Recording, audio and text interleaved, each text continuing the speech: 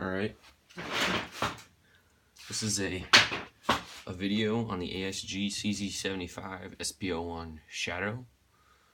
I've owned this pistol for a little over a year now. Used it on the field 3 or 4 times, and then otherwise just shooting in my backyard at cans every once in a while. I just want to talk about a few things with this gun, about disassembly and assembly of it, because there's not really any videos out there. When I was running into issues with this, I had no idea how to take one of these completely apart and put it back together.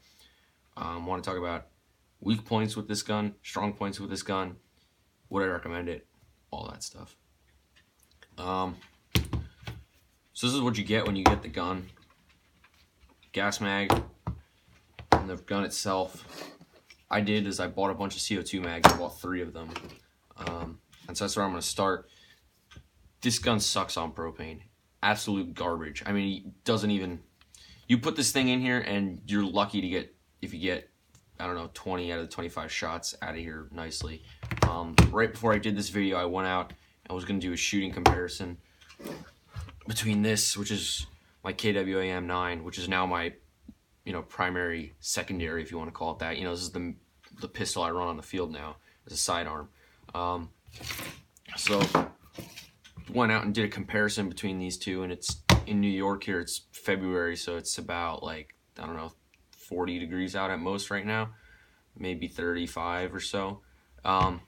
This with propane wasn't even cycling all the way. Couldn't even get I got 1 shot out of it. That's it. I put 10 rounds in each mag. Propane, 1 shot out of this one. KWA didn't even lock back either. KWA M9, propane mag, 10 rounds. Got all 10 shots off, slide lock back perfectly every time. This is way more optimized for propane compared to the CZ. So if you are gonna get this, don't even bother with this. Where this thing really shines, those with CO2. This on CO2 is actually pretty nice. Chrono readings with propane for this are in like 290-ish. With CO2, it's about 330-ish. So, not really any problems with CO2 in terms of efficiency or cycling. I mean, I think everyone knows that with gas guns. This CO2 is going to work a lot better in the cold. Less cooldown, harder kick, higher FPS. Recommend the CO2 for it.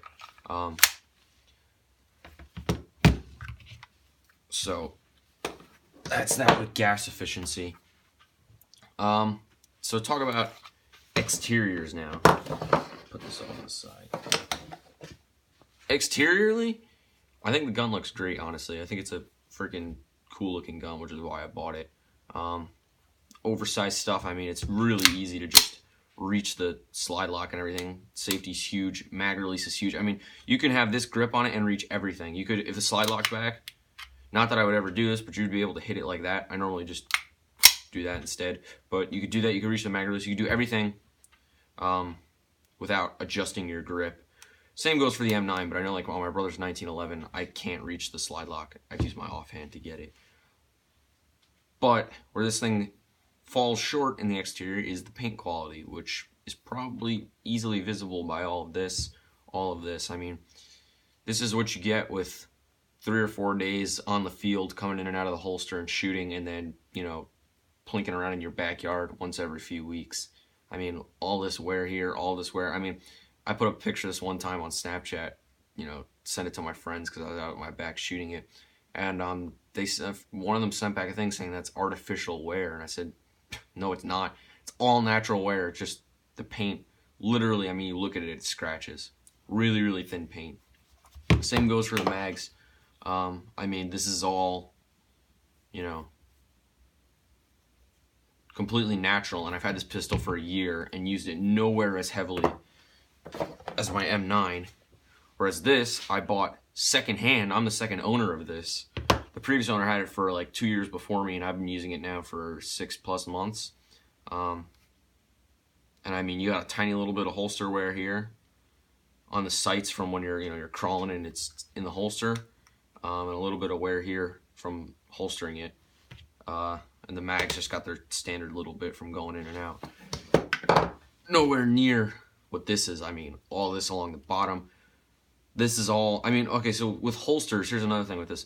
I use a Condor Tornado holster with this, the drop leg one, which I hate drop legs, so don't recommend it. And I use a hard holster with the M9, because the guy I bought it from, he was, included that. But with finding holsters, I find since this is such a rare, well, not such a rare, but more rare model of pistol. Not a lot of people are running CZ. I know the P09 is kind of popular, but you rarely see anyone on the field with a P01.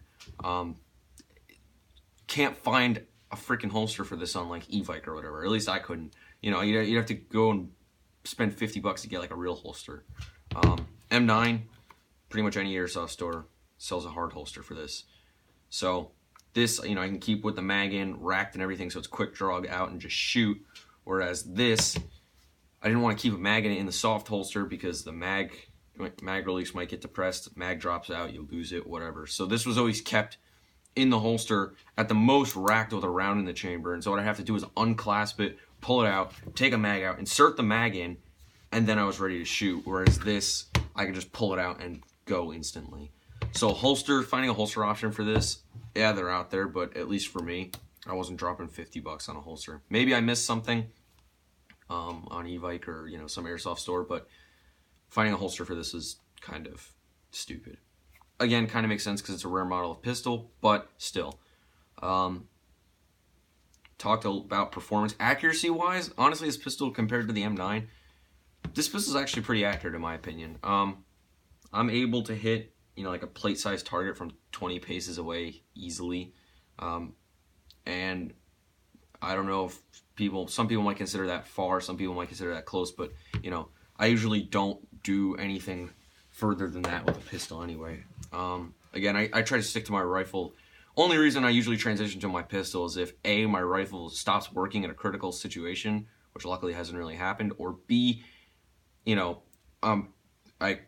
go through a doorway and I round the corner and my gun's out of ammo, and I know there's someone down the hallway, there's someone in the wherever on my left, and it's just quicker for me to draw it than to reload. When I was using this, it wasn't quicker to draw, it was just quicker to reload because I had to deal with that holster. But anyway, so in terms of like 20 paces away, this is actually pretty accurate. On propane, again, you'll be lucky to get through the whole mag, but on CO2, it's great. Kick is nice. Weight compared between the two, this one, the CZ is actually heavier. But I guess that's kind of to be expected. The M9's got more like, plastic barrel and things like that. CZ, also the grips, I should mention that. The grips are great on this thing. I mean, compared to the 3 airsoft pistols I've ever really shot or used is 1911, the M9, and this. And out of the 3, this is the nicest feeling in the hand. Just reaching everything, the grips are just great. Again, I found this pistol when I did use it to be kind of one of those instinctive shooter things where it just feels right. You bring it up on target and it's kind of like you point it and the BB makes its way to the target. It felt right aiming, it felt right holding, everything about it just felt good in the hand. So now I want to talk about internals, and I'll start getting into disassembly and the shortcomings of this. So the biggest weakness of this pistol is a slide stop or a slide lock. This piece right here. Mainly the biggest problem is because this pistol, especially some of these parts, are made out of such a soft metal that it just wears so ridiculously fast. And so I'm going to take this apart now and demonstrate what I found and what I've done. Another thing I've done, I've also stretched this recoil spring slightly just to give it a faster return. Plastic spring guide, you can't use a metal one, which kind of sucks. Inner and outer barrel, which are hop-up adjustment. Not really much to say there. One other thing I did do is the cylinder return spring. It's still pretty sluggish. Here, I'll take apart my M9 at the same time and walk through this and compare it. So basically,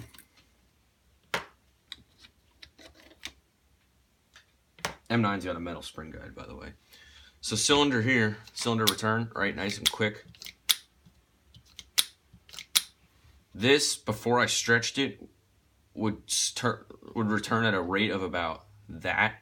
And I mean, it's still pretty slow now, nowhere near as fast as this, but way better than it was before. And when it was stock, it wouldn't even return all the way back to its neutral position. It would stop about here. So I took it apart. The way to access it, you have to remove this where like the firing pin would be, remove the sight, and then this plate comes off and the whole cylinder assembly comes out. And then I just put the spring on a toothpick and just pulled it on either end to stretch it. So now at least it returns all the way to its original position. Again, nowhere near as fast as the M9s, but that helped a lot. I'd recommend doing that because I was getting jams and misfeeds before, and I believe it was because this was only returning to about here instead of all the way back. So that's the mod I did there. Anyway, now let me get into the slide stop because this is what I really wanted to get into. So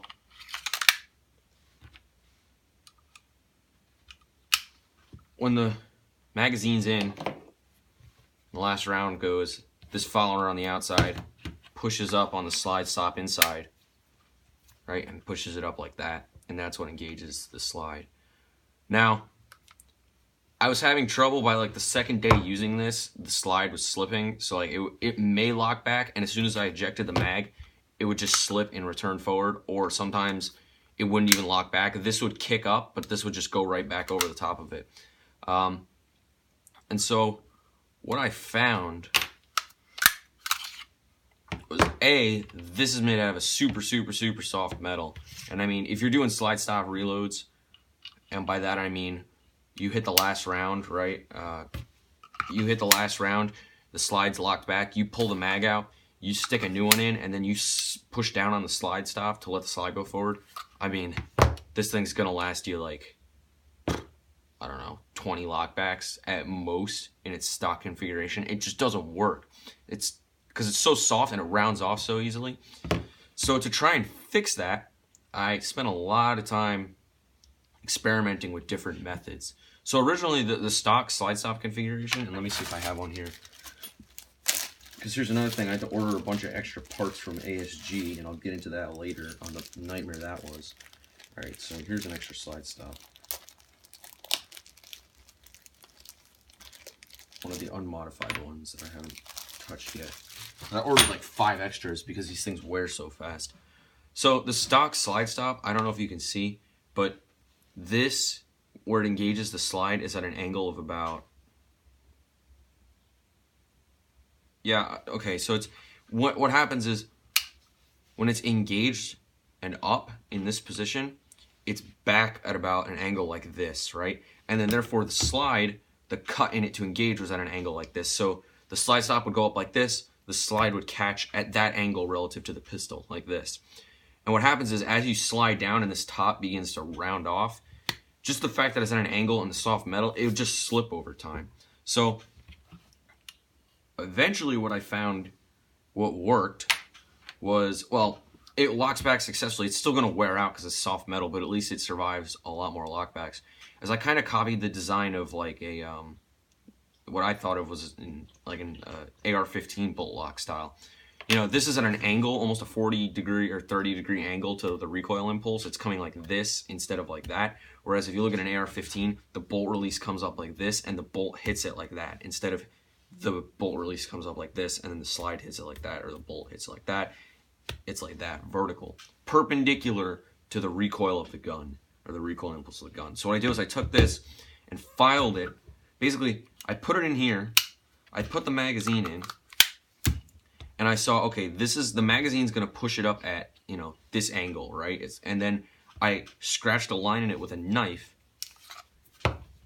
and then I filed it. You see it's all shiny there. So that way when the slide lock is up, it's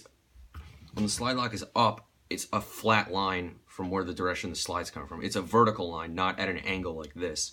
Then on the slide here, where it engages, I made that a 90 degree angle here too, instead of the like 40 to 45 degree angle or whatever it was before. So now, when the slide stop and slide hit, they're at 90 degrees. You know, they're both vertical. 90 degrees to the travel of the slide. And I found that to be extremely more effective compared to the stock slide stop method. Locks back way more often, way more successfully than the stock design. It's still going to wear due to the fact just the impact of the slide hitting this is going to cause this to start rounding off. But especially if you don't do the slide stop reloads, and by that I mean if you do fire till the last shot. Oh wait, if you do fire to the last shot, right? When you put the new mag in, instead of pushing down on this and letting the slide go forward, instead just pulling back, right, and letting the spring drop it and letting the slide go forward on its own, it'll last you a way longer amount of time than the stock setup. So that's another thing I found. I only use oil on the slide instead of grease like I do with the M9. I mean, I know there's different schools of thought, but I found the grease, even the smallest amount, it's too thick, and the recoil spring can't even keep up with it. Especially, I mean, running propane, forget about it. CO2, it's better, but it just feels more sluggish. The oil, although you have to apply it more often, it gets it to cycle faster. I also filed open this window a little bit, which allows the slide stop to be pushed up slightly higher, you know, as opposed to here. I might get it pushed up to there, right? Just to get as much surface area as possible from this paddle to hit the slide, because the more contact, the better. Another issue I had was that the ambi safety was wobbling like crazy. And I'll show you how to fix that in a second. I'm just going to put this back together here and get this out of the way. The ambi safety was wobbling on me, and so I had to take that apart. And what I did was I actually got like foil tape, or just foil. I was gonna use some sort of like I don't know, paper maybe or something, but I'd read things, people saying that if you're shimming little things, like, you know, some people use this when they're shimming their rails on their guns, is that paper and stuff like that, or like wax paper, or I don't know, something like that, will change with humidity and temperature, whereas foil won't. There we go. Yep, okay, there we go. So I'm going to show you how to take this out actually now, because I was talking about disassembly. I'm not going to take this apart. I explained it. It's just annoying to get that spring in and out. Again, you just remove that screw with an Allen wrench, remove that screw with an Allen wrench, and then there's a plate here which just lifts off, and then the entire cylinder assembly comes out, and the spring's just coupled in there with it. I looked at it at ASG. I forget where I found it, but there's an exploded diagram for this. It shows the entire gun and every single piece taken apart, like you know what an exploded diagram is. And that's how I was able to figure a lot of this out. So, to take the safety off and get into the guts of the gun, I'm going to get a X-Acto knife or something here.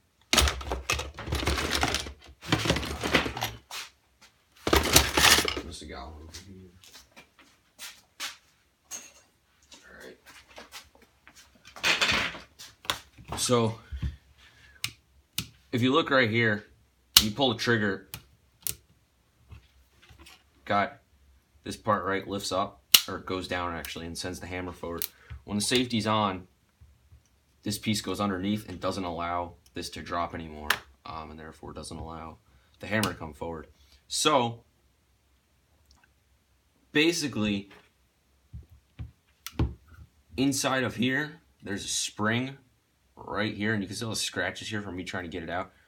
There's a spring, this spring that goes here, and it also has a little arm that goes here. You have to get in there and pry it out, which is tricky. But there, it's pried out like that.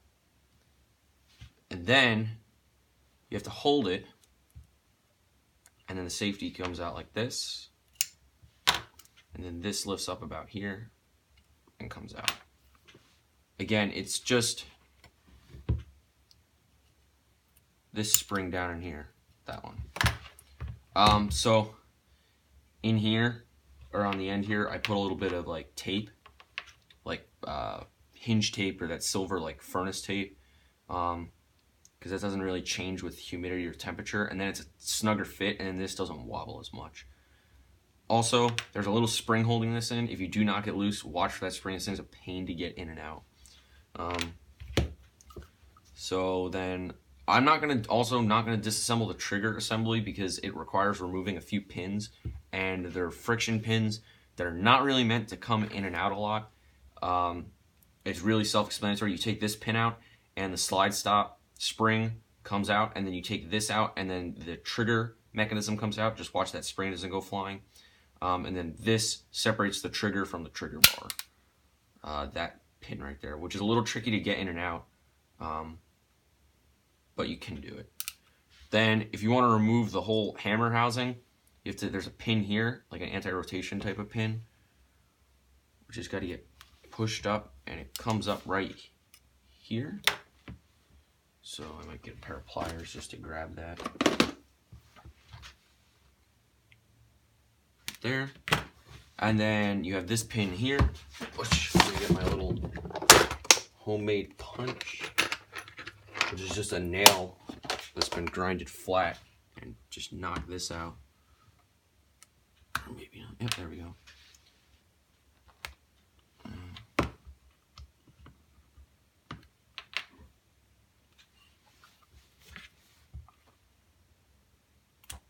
Maybe not.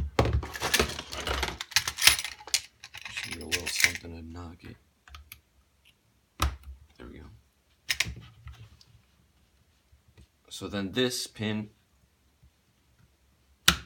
comes out, and then your entire hammer assembly can just lift out.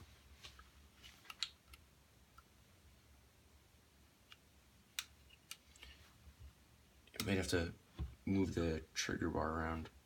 Oh, and also I should, hang on, I gotta take this bottom part of it too. I forgot. So the spring part, I don't know really what this is called, but there's a spring that runs along the back strap here, and that's basically what sends your hammer forward. It's housed in here. We have to remove that too.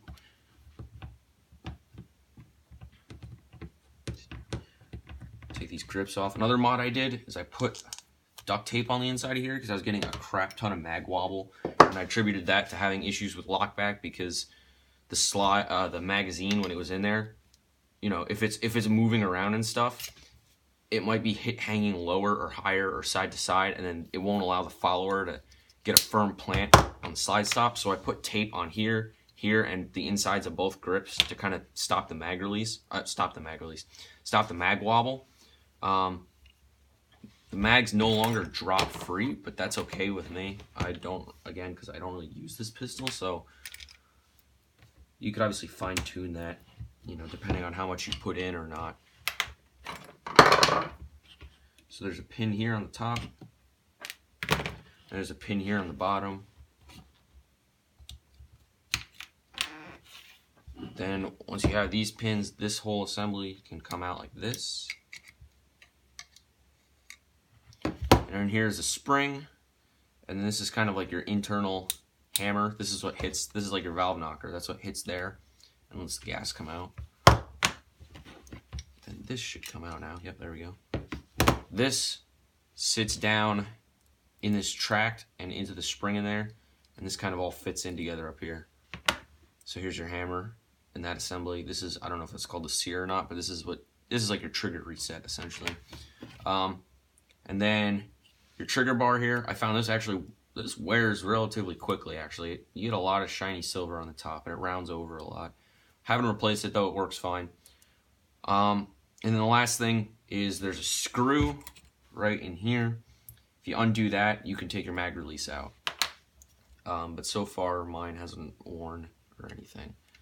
And then again, take the trigger and trigger bar assembly out. It's as simple as that pin and that pin. And then if you want to separate the trigger once it's out, it's that pin too.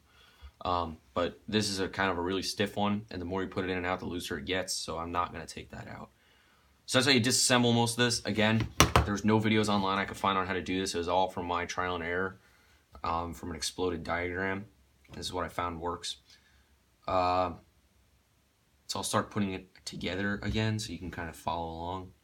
Take this and kind of fit it in here, line it up at the bottom. Or actually, let's put the top assembly in first. Let's put this in. So this, you got a notch right here. got to line up with these grooves here, and it'll just kind of drop in. You just got to find the spot. Right there. Fits in smooth. Don't force it, obviously, because again, this is soft metal. Then I'm going to put this in just to hold it. And actually, we can put in the other pin. Use this to straighten it. And then drop this guy in on top.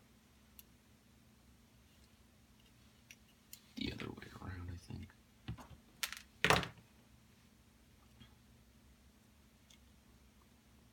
Or not. I had it the right way the first time.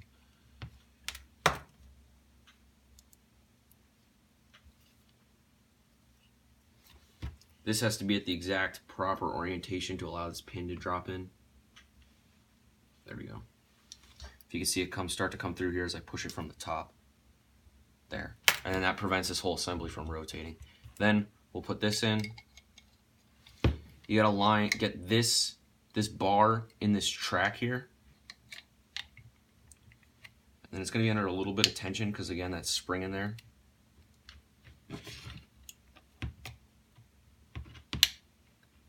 Get that hole lined up and then slide this back. So it's in, and then if this should work now while we're holding it.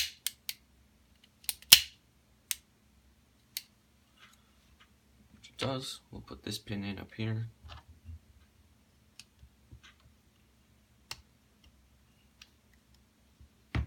And this pin back down here.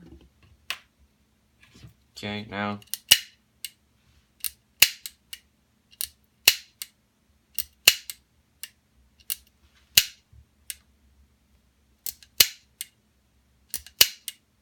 and it works. That's another thing I should comment on. The trigger pull on this is actually really nice compared to like the M9. These are both single and double action pistols. But I mean, if we go in double action, it's kind of gritty and not as smooth, but it's relatively short. The M9's is really smooth, but it's long.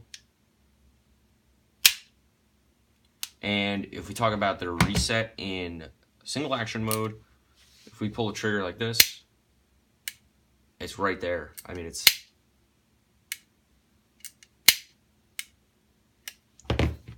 whereas the M9's is,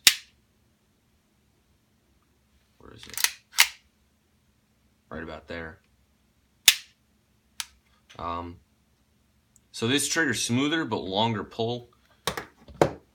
This kind of feels gritty, like it catches a little bit almost, like it's not as smooth, but it's shorter. So that's in. We'll put the grips on and then we'll put the safety back in.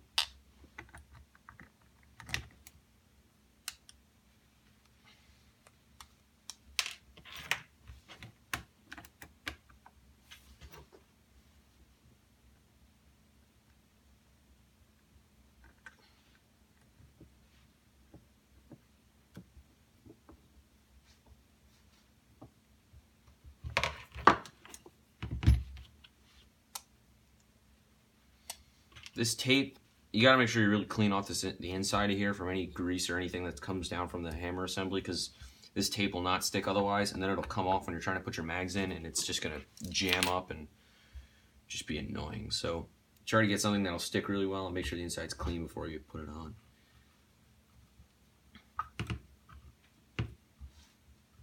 There.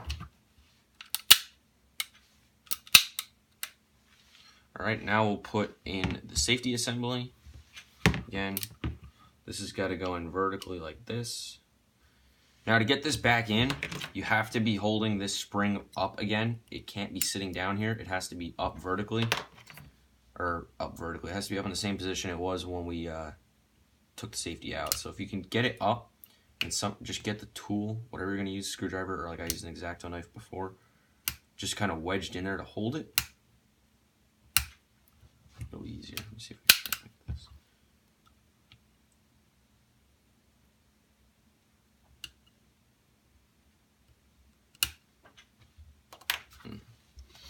Alright, I'm going to try something. Sometimes if you put this in, it can kind of help push it up. Which doesn't look like will be the case.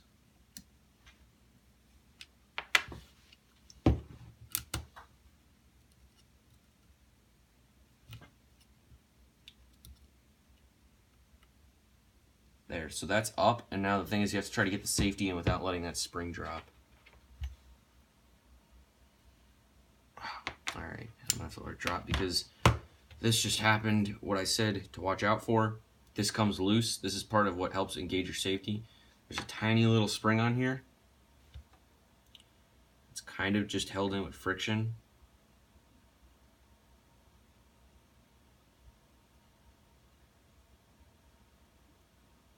Like that. So I gotta start over again trying to pry this spring out.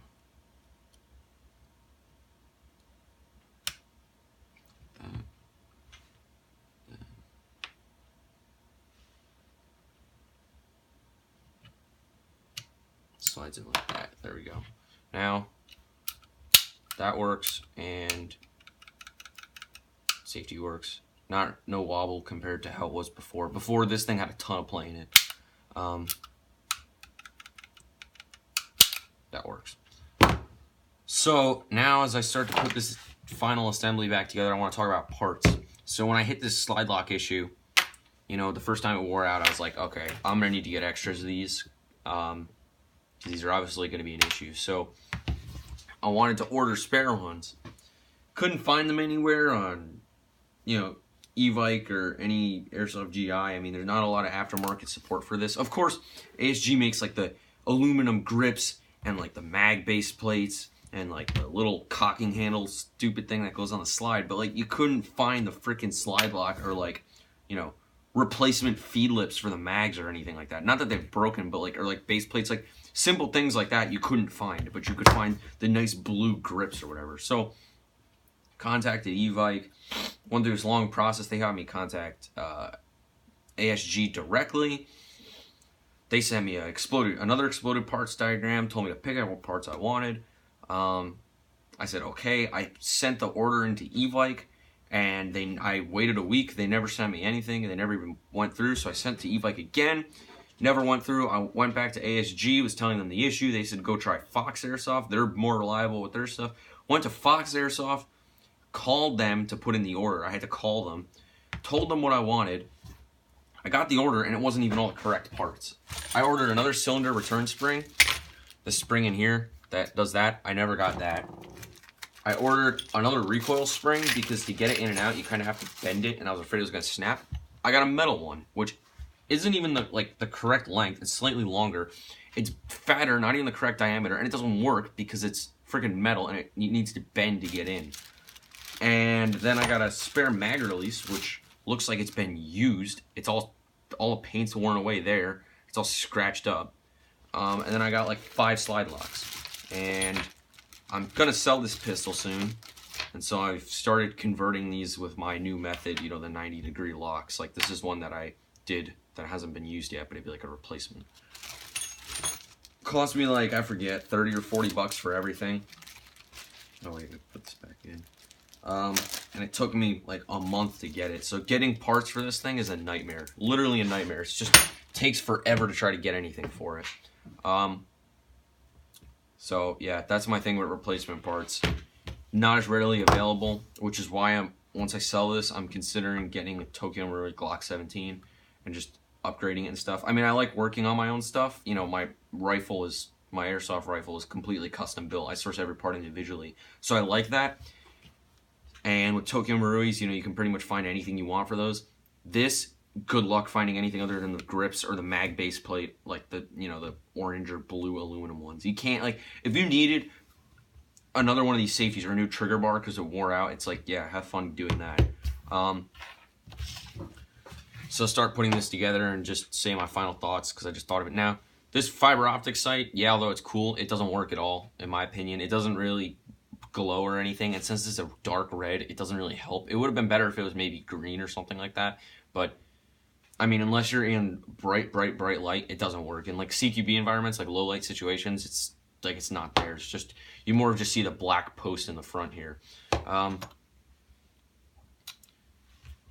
Can see a lot of the paint scratched off on the inside. I don't really know why this isn't, like, I don't know why this has got black on it. I don't know why they would have just left this bare silver.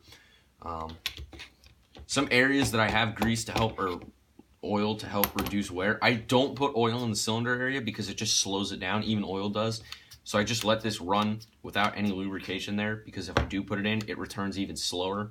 I put grease here for the hammer where it rides, and I put grease in here where the barrel moves, because I found that this was wearing very, very quickly.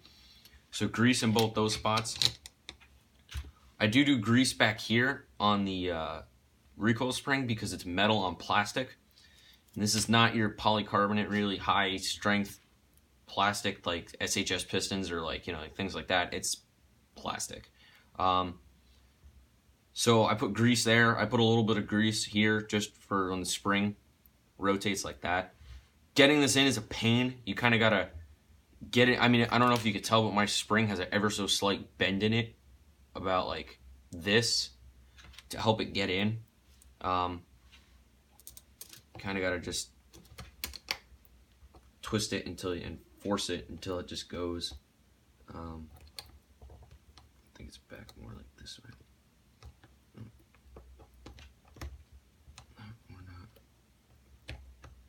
There we go.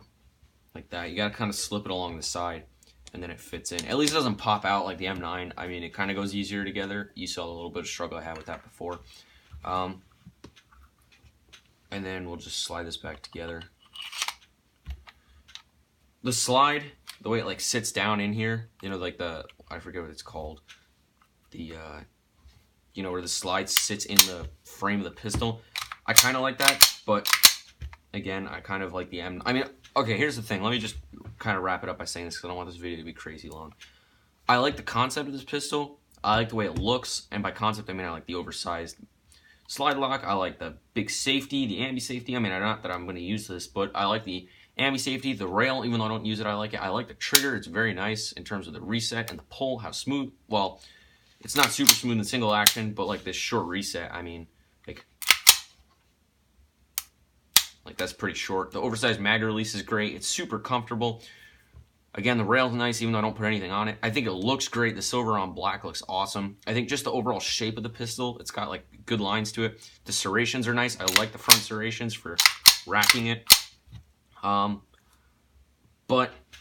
the paint scratches easily. It's made out of a really, really low quality metal that wears easily. Finding spare parts is ridiculously hard and a really long process to get. Holsters are annoying to find for this thing. It sucks on propane. If you run it on CO2, you're going to get better kick, better FPS, and all that out of it. But the extra force that it puts on it, you're just going to wear it out quicker. So overall, would I recommend the ASG CZ75 SP01 Shadow? Unless you're going to be a competition shooter who literally just like shoots at targets every once in a while in a controlled kind of environment, no, I wouldn't recommend it. Because if you're using, I mean, if like this would be nice as a CQB pistol, but the problem is it's just not reliable. Sometimes you pull it out and, not that slide stop reloads are the most important thing, but like you want to know when you hit that last round, because usually, at least for me, when I go down to my pistol, which I rarely do, it's usually because I'm in a really hairy situation. And so even if this may not feel as nice as this has got to be the most reliable thing, because it's your last option at this point. If this has an issue, now, usually you're on this because you have an issue with your primary, whether it's reloading or it goes down. So if you draw your secondary, that thing better not fail on you. And that's why I've gone to the KWA M9, because I've been using this for 6 months and never had a single issue. It's never failed to lock back, never jammed, nothing with it. Worked exactly how it should every time, and it's over 2 years old now. This thing I've had for a year and have had all sorts of issues with it locking back and all that. So if you're going to want to use this, for skirmishing outdoors or even indoor CQB, I honestly would not recommend it, because it's going to be great in the beginning, and then, down the road, you're going to be kicking yourself because you spent a lot of money on the gun, and I mean with the mags and everything, it's like $200 because the mags are like 20-something bucks a piece, and you're going to be like, crap, I just spent $200 on a pistol that's not reliable anymore. One other issue I forgot to mention, I don't know what's causing this, but sometimes when you shoot, I've only had this happen like 3 times, but it'll go back and the slide will get jammed backwards, like all the way back. Like this, I mean, it sits forward here with the slide lock. It'll be back like this, and the slide lock will be down because you might still have rounds in the magazine, but it'll be locked back. And I don't know what's causing it, but it's as if something's putting upward force on the slide, like holding it up like that, like I'm applying pressure this way. Like something's holding it like that. And what I just do to fix it is I just kind of like you know, I'll just kind of hit the back of the slide down just ever so, I mean, not crazy hard, but you know, if it was back, I just go boom, and then it would slip forward. I don't know what's causing that either. But so again, if you get into a hairy situation and you draw this, you don't want to fire 2 shots and then run into that issue. Or, you know, example, you know, when you're out of BBs in the mag, you don't want this thing to keep cycling and nothing coming out. You want it to lock back so you know, okay, I'm actually out of ammo. So that's it. Kind of turned into a little bit of a rant. But that's, you know, this is the pistol I started with. This is the pistol I run now. Again, would I recommend it? Not really. I mean, I know people like to use this for competition shooting, and it was designed partially, the real one, by competition shooters. So, I mean, maybe if you're doing that type of thing, just strictly target shooting for airsoft, yeah, maybe. But I think there's far better options in this. Like, Tokyo Marui High Kappa, that's another thing. That's used for, I have friends who use that for skirmishes, for indoor CQB, and I know people use it for competition shooting. I'd rather get that over this. If they made a version 2 of this at a much stronger metal, so it had the reliability as this, they solved the slide lock problem, the mag wobble problem, whatever that weird issue with the slide getting back. If it didn't wear as quickly, oh, that voice crack. If it didn't wear as quickly, I would love to run this as my main pistol. You know, as like my primary, secondary, if you want to call it. You know, like the secondary I would run. I would totally love to do that. But due to its reliability issues, I've been running a KW AM9 and haven't really gone back to this since.